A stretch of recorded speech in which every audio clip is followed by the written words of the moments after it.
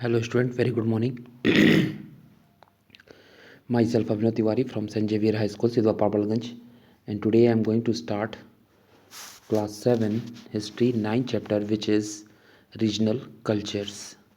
तो student last video में हमने इस चैप्टर के इंट्रो के बारे में डिस्कस किया था और आज हम लोग बंगाली लिटरेचर की बात करेंगे. The first stage of Bengali literature covered the period between the 10th and 12th century. Its literature was mainly in the form of folk songs, which was influenced by the philosophy of Sahaja cults. The second stage began with the Muslim conquest of Bengal in 13th century and continued till the end of 17th century. Three main trends in the stage were.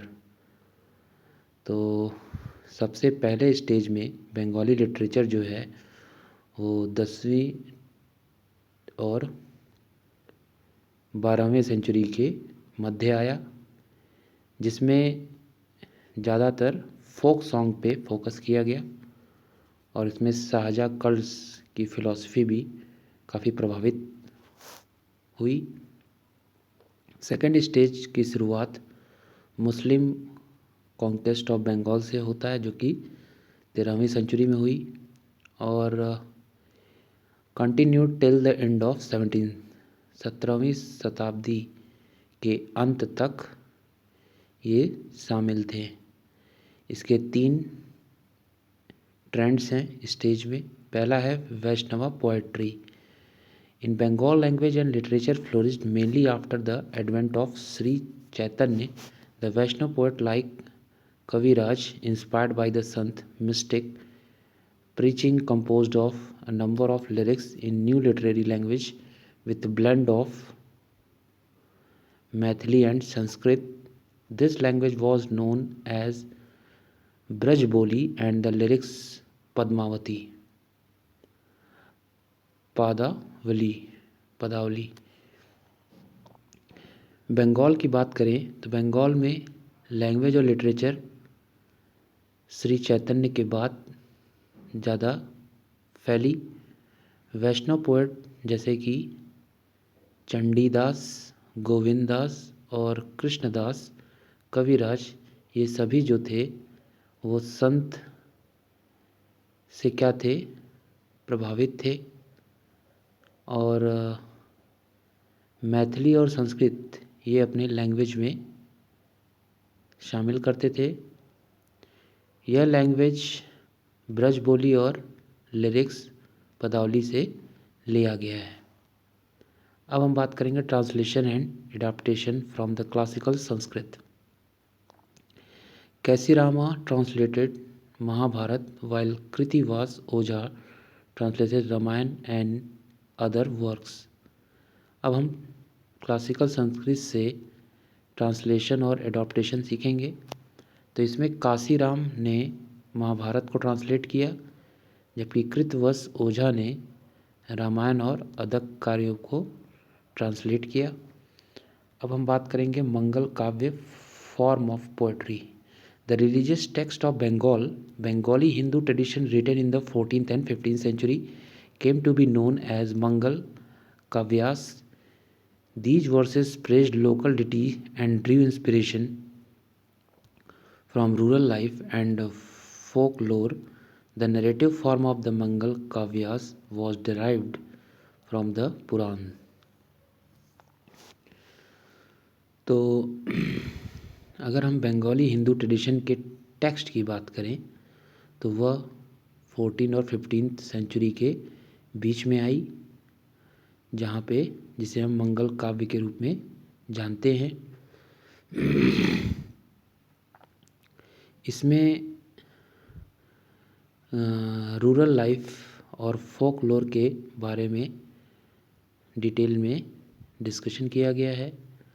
Narrative जो है वह मंगल काव्य का एक form है, derived रूप है जिसे पुराण से लिया गया है. बढ़ेंगे नेक्स्ट पेज पे. अब हम बात करेंगे रीजनल आर्ट एंड कल्चर्स की. तो development of art and architecture in the regional state follow a diverse course while architecture adhered mainly to the technological principle evolved under the Indo-Islamic style. Painting, particularly manuscript illumination, scaled new height mainly due to the substitution of paper for palm leaf as the writing materials. तो अगर हम बात करें art और architecture के development की, तो वह रीजनल स्टेट में पाई जाती है और यहाँ पे उसका जो प्रभाव होता है वो डाइवर्स होता है। जबकि आर्किटेक्चर जो है वो mainly technological principle, Indo Islamic style, painting, manuscript, illumination, new height, इन सब के बारे में डिस्कशन करता है। इसका कारण क्या है? पेपर का पाम लीफ के पेपर के लिए पाम लीफ ही होता है, उसके पत्ते पर क्या किया जाता है? लिखा जाता है। अब हम आर्किटेक्चर की बात करेंगे। The regional style of architecture emerged during this period, which was distinct from the Indo-Islamic style. It often displayed strong local tradition and produced the most elegant structure, but in places where these traditions were not so pronounced, the building constructed for the regional state were less distinctive. However, in some cases, the regional style of the architectures was absolutely independent of both of the local as well as the Indo-Islamic style. अगर हम architecture की बात करें regional style में, तो यह उभरता हुआ इंडो इस्लामिक स्टाइल से लिया गया है। यहाँ पे अगर हम ट्रेडिशन की बात करें, लोकल जो भी ट्रेडिशन है, एलिगेंट्स के स्ट्रक्चर्स हैं, वो सब दर्शाए गए हैं। लेकिन कुछ जगहों में जहाँ पे ट्रेडिशन इतना फेमस नहीं हुआ है, बिल्डिंग जो है रीजनल स्टेट की जो बनाई गई हैं वे कम नक्काशेदार हैं। फिर भी कुछ केस में रीजनल स्टाइल का आर्किटेक्चर का खूब प्रयोग किया गया है। कहने का मतलब है वहाँ के क्षेत्रीय कह लें स्टाइल को दर्शाया गया है और ये पूरी तरह से इंडिपेंडेंट है, चाहे वो लोकल हो या फिर इंडो इस्लामिक स्टाइल हो। These emerged two major strands of architectural style in this region, as seen in Bengal and in Jaunpur, both of which witnessed the rise of regional state. यहाँ पे दो major architectural style उभरते हुए बंगाल में और जौनपुर में, दोनों जगहों पे उभरते हुए आर्किटेक्चरल स्टाइल पाए जा रहे हैं। सबसे पहले बंगाल की बात करेंगे। The establishment of Muslim rule in Bengal led to the development of independent architectural style. This style developed at the beginning of the 14th century and lasted for a period of nearly 250 years. The Bengal style spread in all parts of the region, but most of the prominent buildings were located within the boundary of the Malda district. Here lie the remains of the two principal cities, Gaur and Pandua, which in turn enjoyed the status of the capital seat of the regional ruling power. Between the 15th and 19th century, a number of temples were built with distinct Bengali style. We find temples having double roofed or four roofed structure, distinctive features of temples in Bengal. अगर हम मुस्लिम rule जो कि बंगाल में क्या है पूरी तरह से इस्टेब्लिश है, जहाँ पे आर्किटेक्चुरल इंडिपेंडेंट होती है, ये स्टाइल जो है का डेवलपमेंट 14th सेंचुरी के शुरुआत से और लगभग 250 साल के लगभग ये डेवलप हुआ। बंगाल स्टाइल हर रीजन में फेमस है, लेकिन ज़्यादातर बिल्डिंगों में के बाउंड्री के अंदर मालदा डिस्ट्रिक्ट में ज़्यादा यूज़ किए जाते हैं। यहाँ पे दो प्रिंसिपल सिटीज़ भी हैं जिनमें गौर और पांडुआ शामिल हैं, जहाँ पे कैपिटल का या रीजनल रूलिंग पावर का लुत्फ़ खूब उठाया जा सकता है। 15th और 19th सेंचुरी के मध्य ज़्यादा से ज़्यादा टेम्पल बंगाली स्टाइल में बनाए गए। हम लोग इस टेम्पल की अगर हम रूफ़ की बात करें तो डबल या फिर 4 रूफ़ के स्ट्रक्चर्स पाए जाते हैं। अब हम बात करेंगे जौनपुर की। Sharky kingdom of Jaunpur was founded by मालिक server, a noble Firoz Shah Tughlaq in 1394. The Sharki architecture of Jaunpur had a strong influence on the Tughlaq style. The most striking feature of the Jaunpur style of architecture is the design of the facade of the mosques. The best example can be seen in the Atal Masjid built in 1480 and the Jami Masjid. Sharky kingdom जो कि जौनपुर का kingdom था और वह मालिक server के द्वारा 1394 में उनके शिष्य फिरोज शाह तुगलक के द्वारा पाए गए।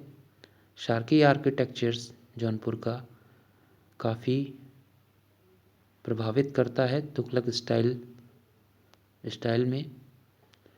ज़्यादा से ज़्यादा जौनपुर के जो फीचर्स हैं वो मस्जिद नुमा शेप दिया जाता है। अगर हम एग्ज़ाम्पल की बात करें तो अटाला मस्जिद आप ले सकते हैं 1480 में, और जामी मस्जिद भी शामिल है। सेंट्रल इंडिया की बात करें तो in central India the Malwa region saw the development of distinct style of architectures. Dhar, Mandu and Chanderi were the centre of this style. The main building included mosques, tombs and palaces. The feature of this style included battered wall, fringed arc and the arch and beam combination, some of which were influenced by the Tughlaq architectures. अगर हम मध्य भारत की बात करें तो Malwa reason का development यहाँ पे देखा जा सकता है। धार, मांडू और चंदेरी ये इसके स्टाइल सेंटर्स हैं। यहाँ पे जो मेन बिल्डिंग है उनमें मॉस्क, टॉम्ब और पैलेस तीनों शामिल हैं। अगर हम इसके दीवार की बात करें तो इनके दीवार क्या हैं, आर्चनुमा हैं और ये तुगलक आर्किटेक्चर से काफ़ी प्रभावित हुए। बढ़ेंगे नेक्स्ट पेज पर। The most important innovation of Malwa style was the technique by which two separate structure system of arc and lintel have been combined. Another notable features of the Malwa building is the construction of stately flight of steps of the considerable length leading to their entrances. This became necessary due to use unusually high plinth on which most of the important buildings were raised. यहाँ पे कुछ Malwa style का innovation भी हुआ है जिसमें कई प्रकार के स्ट्रक्चर्स का कॉम्बिनेशन होता है। इसके अलावा जितने भी नोटेबल फीचर्स हैं मालवा बिल्डिंग के, उनमें स्टेटली फ्लाइट की बात करें, स्टेप्स की बात करें, लेंथ की बात करें या एंट्रेंस की बात करें तो वहाँ पे ये ज़रूरी हो जाता है और ये उभरता हुआ शामिल है। Other regions similarly in Deccan, Bidar, Vijayanagar and Gujarat we find the development of indigenous style of architectures. They displace the fusion of Islamic, Indian and Persian style of architectures. Vijayanagar style of the architecture is found throughout South India, but the finest and most characteristic group of building is to be seen in the city of Vijayanagar itself. The use of monolithic multiple pillars and the use of pillars for architectural as well as decorative purposes is unique feature of the Vijayanagar style of architectures. अगर हम दूसरे reason की बात करें तो डेक्कन में भी बिदर, विजयनगर, गुजरात यहाँ पे इंडिजिनस स्टाइल में आर्किटेक्चर्स देखे जाते हैं।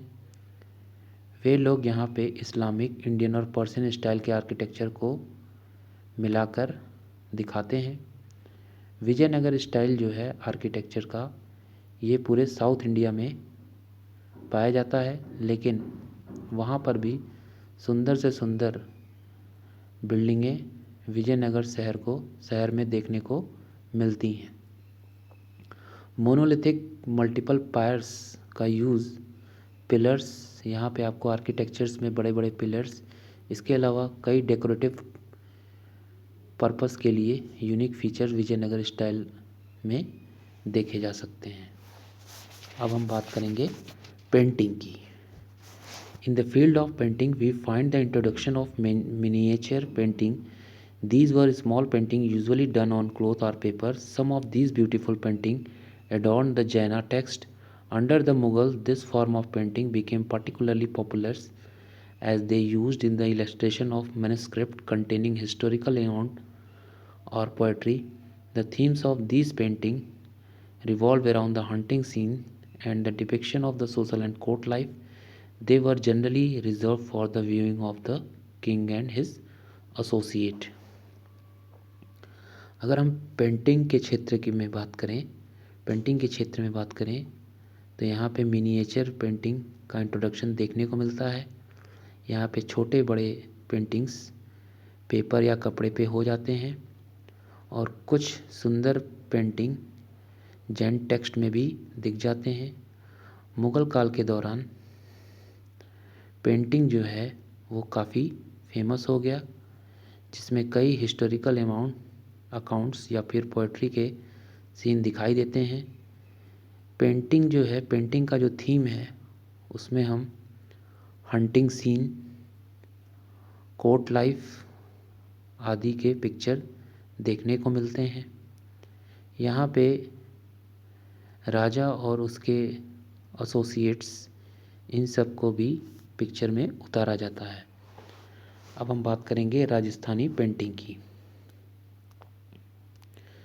With the decline of the Mughal Empire, the painters also centers where regional painting could take a distinct identity was Rajasthan. The Rajasthani painting had a distinct aesthetic quality in its early phase. It showed a great vigor through it absorbed Mughal influence later. After the collapse of the Mughal power, it reemerged and flourished under the patronage of different Rajput kingdom. Rajasthani painting since its beginning adopted nature as the main theme.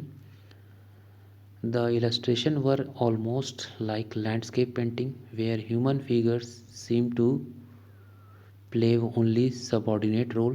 The Rajasthani miniatures are also for the intensity of color used, deep blue for clouds, streaks of gold showing the flashes of lightning, and emerald green for foliage were some of the most prominently used color. अगर हम Mughal empire के decline की बात करें, painters जो थे वे क्या हुए, रीजनल किंगडम को छोड़कर चले गए और जहाँ पे रीजनल पेंटिंग मशहूर थी उसकी आइडेंटिटी राजस्थान थी। राजस्थानी पेंटिंग जो है उसकी क्वालिटी यूनिक होती थी। अर्ली फेज़ में इसे मुग़ल इन्फ्लुएंस से काफ़ी प्रभावित हुआ। मुग़ल पावर के कोलैप्स से यहाँ पे एक बार फिर से राजपूत किंगडम राजस्थानी पेंटिंग का हिस्सा बना, क्योंकि इसकी शुरुआत की मेन थीम ही है। अगर हम इलस्ट्रेशन की बात करें तो यहाँ पे लैंडस्केप पेंटिंग काफ़ी फेमस है, जहाँ पे ह्यूमन फिगर्स का रोल दिखाया गया है। राजस्थानी मिनिएचर को हम इंटेंसिटी ऑफ कलर का भी यूज़ करते हैं। यहाँ पे क्लाउड के लिए डीप ब्लू कलर, अगर आपको फ्लैश लाइटिंग दिखानी है तो गोल्डन में दिखाते हैं, और या फिर इमराल्ड ग्रीन फोलिएज के लिए, और कई महत्वपूर्ण कलर का यूज़ किया जाता है। Other region, apart from these region, Pahari and Deccani also emerged as important state of painting. The Pahadi or Kangra school of painting brought a new spirit into the miniatures. The source of inspiration came from Vaishnavite tradition. It is also distinguished by the use of soft color like blue and green and a very lyrical treatment of themes. Other region के अलावा पहाड़ी और डेक्कनी उभरता हुआ महत्वपूर्ण state of painting है। पहाड़ी और कांगड़ा स्कूल का जो पेंटिंग है वह एक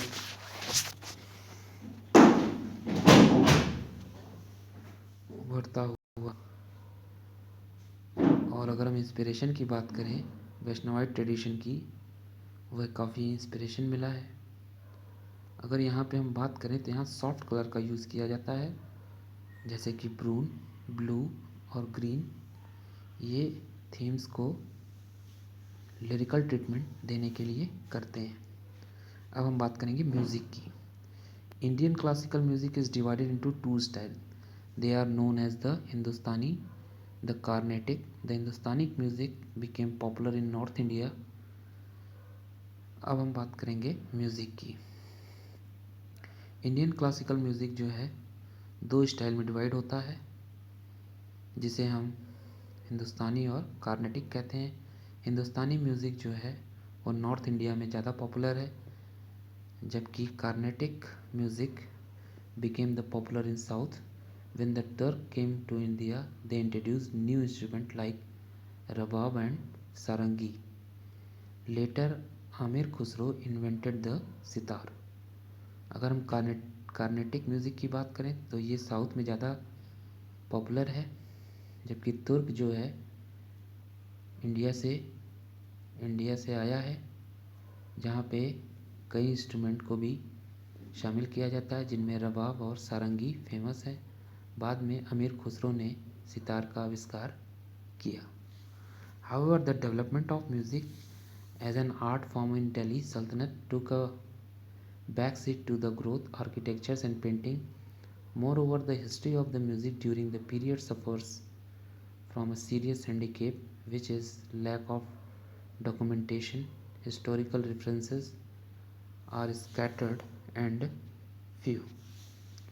फिर भी अगर हम म्यूज़िक के डेवलपमेंट की बात करें या फिर आर्ट की बात करें तो दिल्ली सल्तनत में ये बैक सीट पर दिखाई देगा। इसके अलावा म्यूज़िक की हिस्ट्री की बात करें तो इस पीरियड में हैंडीकैप, जो कि डॉक्यूमेंट्स की कमी के कारण होता है, और कई हिस्टोरिकल रेफरेंसेस बिखरे हुए हैं। Amir Khusro also left an enduring mark on the music, not only on the Sultanate but of India as a whole. Amir Khusro was the disciple of the great Sufi Sant Sheikh Nizamuddin Aulia of Delhi. He was also the court poet of Alauddin Khalji, who was himself very fond of music. The genius of Amir Khusro in the sphere of music was mainly utilized in innovating new composition as well as assimilating different form of music prevalent in his time. He is credited with having introduced the Qawwali and Khayal mode of singing. Several of our modern ragas are produced by combining Persian and Indian tunes. New musical instrument called sitar, invented by combining the old Indian veena and the Iranian tambura, brought new life to India music. Later, under the Mughals, Tansen took music to new heights. Aamir Khusro ने भी music के क्षेत्र को छोड़कर केवल सल्तनत वाले ही music में इंटरेस्ट लेते हैं, लेकिन इंडिया तो बहुत बड़ी है। आमिर खुसरो जो हैं सूफी संत शेख निज़ामुद्दीन औलिया ऑफ दिल्ली के शिष्य थे। उन्होंने अलाउद्दीन खालजी ये कोर्ट में बैठकर गाते थे और उन्हें म्यूज़िक का बहुत शौक़ था। आमिर खुसरो जो था वो म्यूज़िक में जीनियस था और कई नए नए कंपोजिशन और डिफरेंट तरह के म्यूज़िक वो समय समय पर बजाता था। उसका क्रेडिट कव्वाली और ख्याल मोड ऑफ सिंगिंग पे है। ज़्यादा से ज़्यादा हमारे मॉडर्न राग्स जो हैं वो पर्शियन और इंडियन ट्यून्स के द्वारा ही प्रोड्यूस होते हैं। नए म्यूज़िकल इंस्ट्रूमेंट में सितार जो है ओल्ड इंडियन वीणा के द्वारा इन्वेंट किया गया है। ईरानियन तंबूरा जो कि नए इंडियन म्यूजिक लाइफ से लिया गया है। बाद में मुग़ल काल के बाद में तानसेन जो है वो एक नई म्यूज़िक के मामले में नई ऊंचाई को छुआ। अब हम बात करेंगे डांस की। This is the last topic of this chapter, so you will listen very carefully. There are 6 dance forms that are recognized as classical, namely Kathak, North India, Bharatanatyam, Tamil Nadu, Kathakali, Kerala, Odissi, Odisha, Kuchipudi, Andhra Pradesh and Manipuri, Manipur. अगर हम dance की बात करें तो 6 प्रकार के जो dance हैं, जिनमें कथक जो कि नॉर्थ इंडिया में फेमस है, भरतनाट्यम तमिलनाडु में, कथकली केरला में, उड़ीसी जो है उड़ीसा में, कुचिपुड़ी आंध्र प्रदेश में और मणिपुरी मणिपुर में फेमस है। The term Kathak is derived from the word katha meaning story, katha. The Kathaks were originally storytellers in temples of north India who perform with gesture, body language and songs. Gradually, Kathak began to evolve in distinct mode of dance in the 15th and 16th century. With the spread of the Bhakti movement, the legend of Radha Krishna were enacted the folk plays called Ras Leela, which combined folk dance with the basic gesture of the Kathak. Storytellers had developed Kathak into form of dance with distinctive style under the patronage of Wajid Ali Shah, the last Nawab of Awadh. It grew into the major art form and was established as the dance form of the whole of northern India. तो अगर हम कथक जो है कथा से लिया गया है, जिसका मतलब होता है स्टोरी। कथक का जो ओरिजिनलिटी है वो मंदिरों, नॉर्थ इंडिया के मंदिरों में सुनाई जाती थी, जिसकी बॉडी लैंग्वेज और सॉन्ग्स काफ़ी अच्छे होते थे। धीरे धीरे कथक जो है एक उभरता हुआ डांस 15वीं और 16वीं शताब्दी के भक्ति मूवमेंट से शुरू हुआ। इसमें कई बड़े बड़े लीजेंड्स जैसे कि राधा कृष्ण जो कि फोक प्ले करते थे, जिसे रासलीला भी कहते थे। फोक डांस जो होता था वो जनरली कथक में ही होता था। स्टोरी टेलर्स भी जो हैं वो कथक को डिफरेंट स्टाइल में से लिए गए हैं। अगर हम वाजिद अली शाह के पैट्रोनेज के अंदर की बात करें तो लास्ट में अवध के नवाब जो थे उनका आर्ट में ज़्यादा रुचि था और उन्होंने ही नॉर्थ इंडिया में, पूरे नॉर्दर्न इंडिया में डांस का विचार सोचा। सो स्टूडेंट, इस वीडियो के लास्ट में मैं इसी चैप्टर के क्वेश्चन आंसर को सेंड करूँगा। आप सभी लोग फेयर कॉपी मेंटेन करेंगे और फाइनल टर्म की तैयारी करते रहेंगे। So we will meet in next video. Till then bye bye and take care.